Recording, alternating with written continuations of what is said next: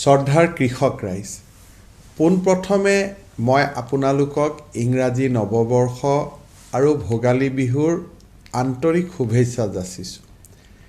আজি এটা বিশেষ কথা আপোনালোকৰ লগত পাতিবৰ বাবে মই আপোনালোকৰ মাজত উপস্থিত হৈছোঁ। আপোনালোক সকলোৱে জানে যে কৃষিয়ে হৈছে অসমৰ অৰ্থনীতিৰ মূল চালিকা শক্তি। যোৱা কেইবাটাও বছৰৰ প্ৰচেষ্টাত আমাৰ ৰাজ্যখনে কৃষি সামগ্ৰী উৎপাদনৰ ক্ষেত্ৰত এটা ইতিবাচক দিশত গতি কৰিছে।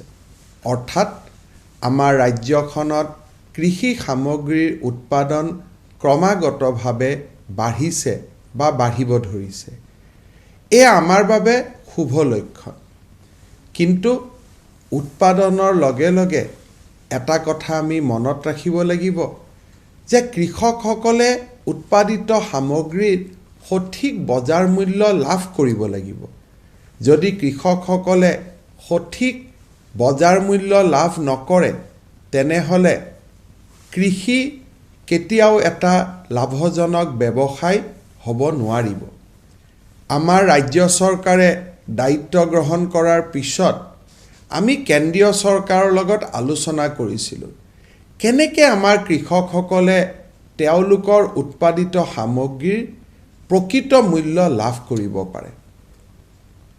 শ্ৰদ্ধাৰ কৃষক বন্ধুসকল, উপযুক্ত এখন বজাৰ লাভ নকৰাৰ বাবে আপোনালোকে উৎপাদন কৰা ধান আপোনালোকে প্ৰতি মোনত 500 টকাৰ পৰা 550 টকাৰ ভিতৰত মধ্যভোগীক বিক্ৰী কৰি আছিলে।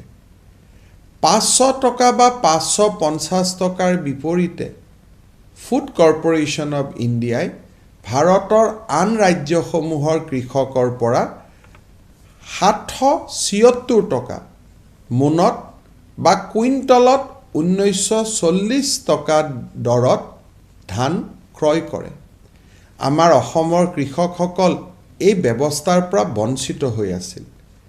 প্ৰধানমন্ত্ৰী নৰেন্দ্ৰ মোদী ডাঙৰীয়াৰ আশীৰ্বাদত এইবাৰ ফুড কৰ্পোৰেশ্যন অৱ ইণ্ডিয়াই অসমৰ কৃষকৰ পৰাও প্ৰতি মোনত 776 টকা অথবা প্ৰতি কুইণ্টলত 1940 টকাকৈ ধান ক্ৰয় কৰাৰ সিদ্ধান্ত লৈছে। 16 জানুৱাৰীত আমি এখন বিশেষ গাঁও